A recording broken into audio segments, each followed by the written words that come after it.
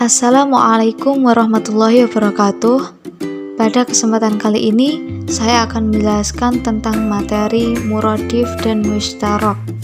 Yang akan dibahas di sini, yang pertama yaitu pengertian muradif, yang kedua hukum lafadz muradif, yang ketiga pengertian mustarok, yang keempat hukum lafadz mustarok, dan yang kelima adalah sebab munculnya lafadz mustarok.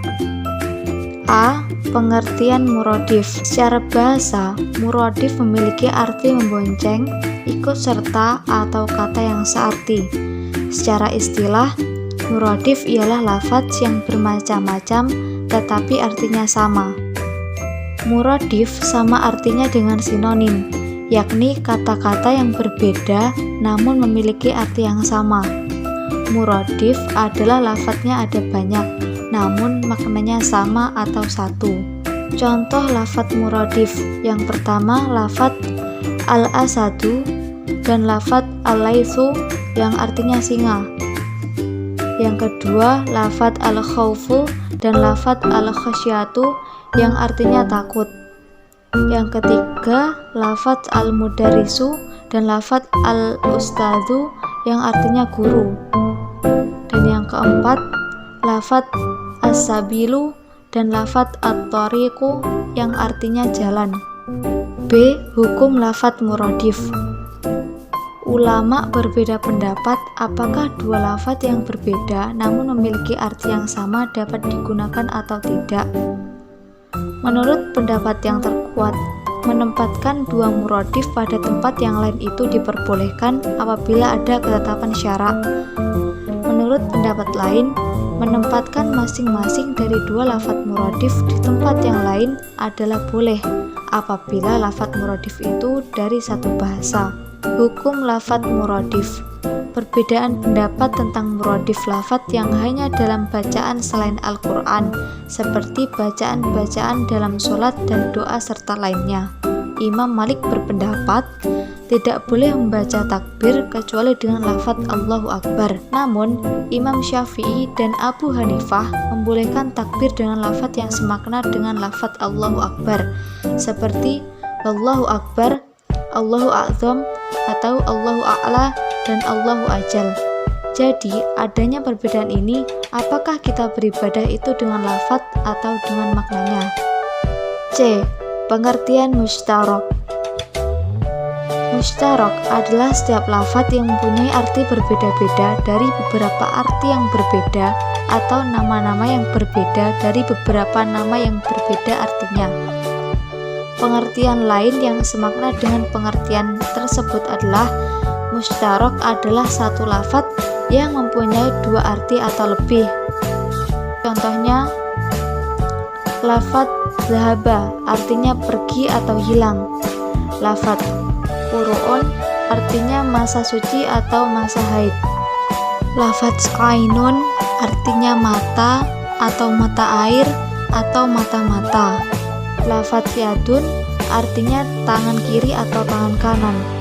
Lafadz sanatun artinya tahun hijriah atau tahun masehi.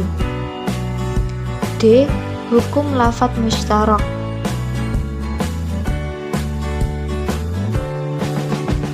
Jumhur ulama termasuk Imam Syafi'i, Qadhi Abu Bakar, dan Abu Ali al-Jubai berpendapat penggunaan mustarok menurut makna yang dikehendaki ataupun untuk beberapa maknanya diperbolehkan.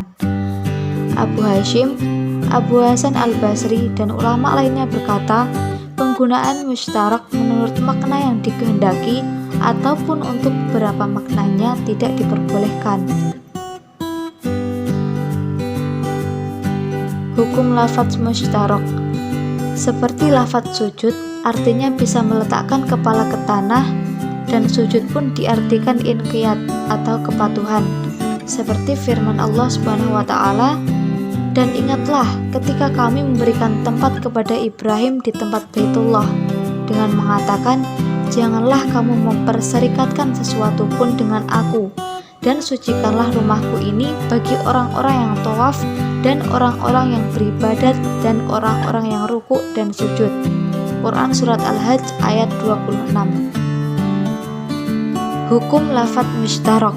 Apabila dalam nas-nas Al-Quran dan As-Sunnah terdapat lafadz yang mustarak, maka menurut kaidah yang telah dirumuskan oleh para ulama usul adalah sebagai berikut. Yang pertama, apabila lafadz tersebut mengandung kebolehan terjadinya hanya mustarak antara arti bahasa dan istilah syarak, maka yang ditetapkan adalah arti istilah syarak, kecuali ada indikasi-indikasi yang menunjukkan bahwa yang dimaksud adalah arti dalam istilah bahasa. Yang kedua, apabila lafadz tersebut mengandung kebolehan terjadinya banyak arti, maka yang ditetapkan adalah salah satu arti saja dengan dalil-dalil atau qarinah yang menguatkan dan menunjukkan salah satu arti tersebut. Dan yang ketiga, jika tidak ada qarinah yang dapat menguatkan salah satu arti lafadz-lafadz tersebut, menurut golongan Hanafiyah harus dimauqufkan sampai adanya dalil yang dapat menguatkan salah satu artinya.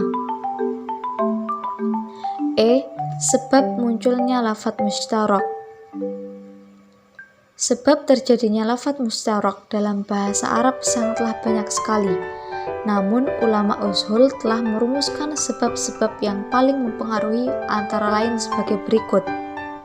Sebab yang pertama, terjadinya perbedaan kabilah-kabilah Arab di dalam menggunakan suatu kata untuk menunjukkan terhadap satu makna.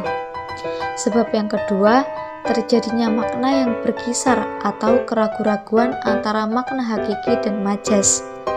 Sebab yang ketiga, terjadinya makna yang berkisaran atau keraguan-raguan antara makna hakiki dan makna istilah urf, sehingga terjadi perubahan arti satu kata dari arti bahasa ke dalam arti istilah. Sebab yang keempat, perkembangan bahasa. Terkadang dua kalimat asalnya berbeda dalam penggambarannya dan maknanya, kemudian berkembang sebagai suara-suara salah satu keduanya. Dan sebab yang kelima, meminjamnya lafadz dari bahasa yang berbeda, karena terkadang suatu lafadz yang dipinjam menyamai kalimat Arab dalam lafadznya. Sekian materi yang bisa saya sampaikan pada kesempatan kali ini. Ada kurang lebihnya mohon maaf.